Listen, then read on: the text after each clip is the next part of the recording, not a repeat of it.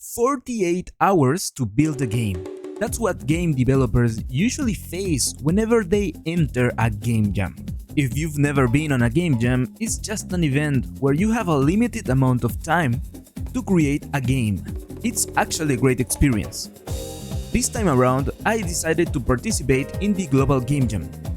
And I had 3 objectives. The one that I'll be talking about in this video is battle testing AI tools. There has been a lot of hype around them, so I wanted to know if they can actually be useful. So the plan was to start easy, not relying too much on AI.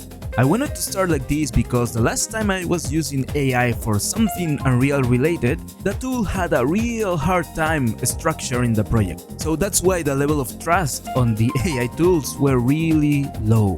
This time around I'm using Aura. It's made by the Ramen team. And they seem to have watched some of our videos, so I decided to give it a try.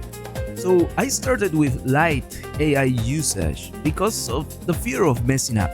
Then after realizing that it's actually working, things started to really get going. On the first day, I created a reading minigame, the combat system, and also the stats for the characters. Everything was flowing pretty good until I hit a game-breaking bug. This is something that happens whether you use AI or not. So it wasn't really that much of a big deal. I just started reading the code, reading the notes, checking the blueprints, debugging, and finally found the issue. At some point in time, the combat system broke up in 2. One part in C++ and the other in a blueprint.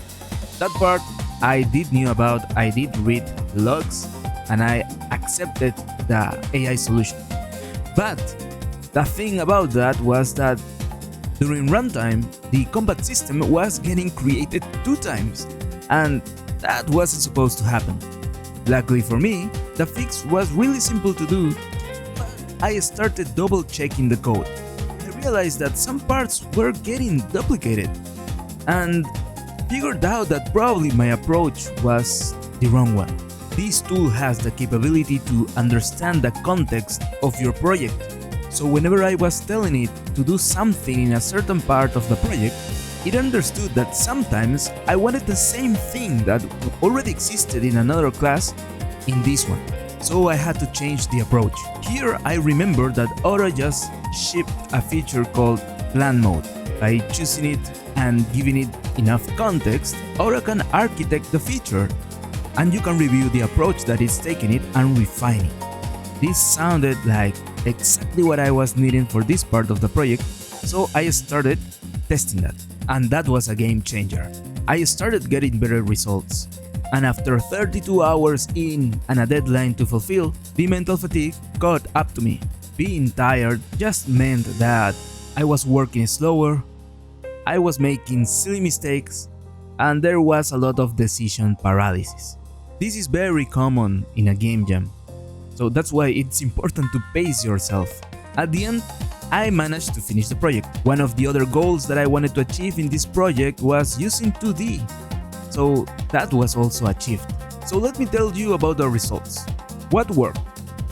Technically, everything worked, but it did best solving common problems, like doing damage to something, interacting with another blueprint, or stuff like that. What saved time? Mainly data access. For example, when using structures, you need to specify all the members and then access those one by one. It's a tedious process, but Aura took care of it in a flash. Also, it worked great when planning systems. You gave it a task, and it gave a lot of ideas if you were not very specific. Sometimes this helps the process to create more systems. Sometimes it can make you go slower, but it really helps you think about it. What failed? Well, mainly at the start, me. Because the way I was using the tool was not the correct one, or was not the one that fitted the most. Also, there was bugs in the tool that on the rare occasion ended up in an endless loop, especially when generating blueprints. So if you are going to be generating a lot of blueprints, do keep that in mind and do check the tool. Also, under and over reliance on the tool. This problem appeared because at the start I was not using the tool very much. I thought I was the only one who could create the initial structure, and maybe using the plan mode, that could not have been the case. But then, when I started using the tool better, I started over relying on it. And this also could be influenced by the fact that I was tired, so I was just sending commands and prompts to the tool. It's very important to not over rely, or if you're gonna over rely on it, do read what the tool is starting to generate. Do read the code, do approve the code. When I was tired, I'll just put yes to everything and let it go wild. Sometimes it worked really well, other times it didn't really get what I was trying to do. So it was just a matter of adding more context to the prompt. How to best use it?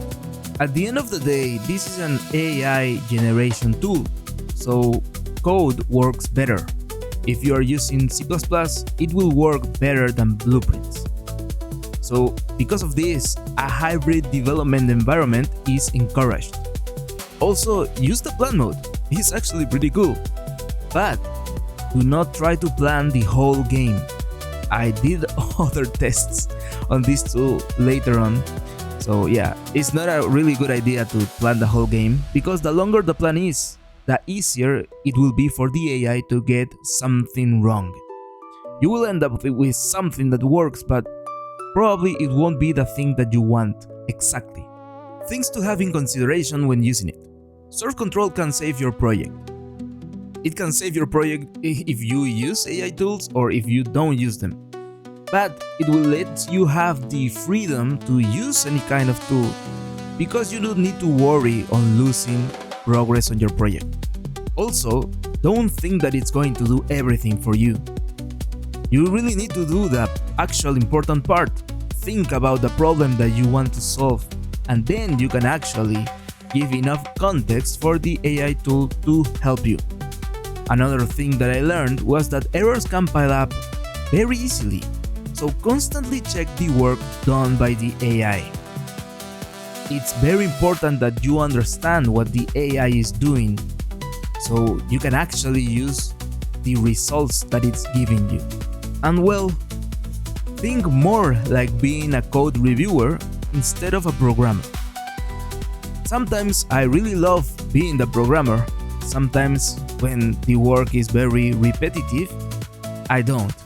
So for me, this was a mix that I really liked between reviewing the code that the AI did, and also whenever I wanted to do that part, I won't let the AI get my fun, so I started programming the certain features of the game that actually bring me joy. Now, if you want to try it for yourself, well, you're in luck. Check the description below, and the first 100 viewers that click on the link will get a free month of the pro version of Aura, or how I call it, Aura.